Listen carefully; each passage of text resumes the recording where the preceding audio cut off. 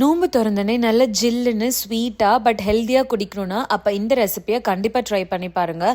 இது ரொம்ப ஈஸியாக செஞ்சிடலாம். ராகி மாவை பாலில் நல்லா கட்டி இல்லாமல் கரைச்சி வச்சுக்கோங்க. இந்த ராகி மாவு நான் வீட்டிலே ப்ரிப்பேர் பண்ணேன். அதனால கொஞ்சம் நட்ஸ் ஆட் பண்ணதுனால இன்னுமே நல்லா திக்காக க்ரீமியாக இருந்துச்சு. இப்போது ஹாட் மில்கில் டேட்ஸ், குங்குமப்பூ, அத்திப்பழம் இருந்துச்சுன்னா அதையுமே சோக் பண்ணி வச்சுக்கோங்க. அது கூட பாதாம் பிசின், சப்ஜா சீட்ஸ் அதையுமே சோக் பண்ணி வச்சுக்கோங்க.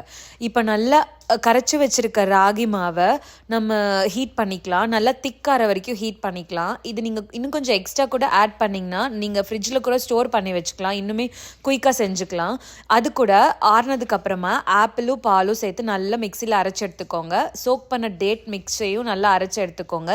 இப்போ எல்லாத்தையுமே ஆட் பண்ணி இது கூட நம்ம ஆப்பிளை கிரேட் பண்ணி போட போகிறோம். இந்த ஸ்டெப்பை மிஸ் பண்ணாதீங்க. இது நல்ல ஒரு மாதிரி க்ரன்ச்சி டேஸ்ட் கொடுக்கும் குடிக்கும்போது.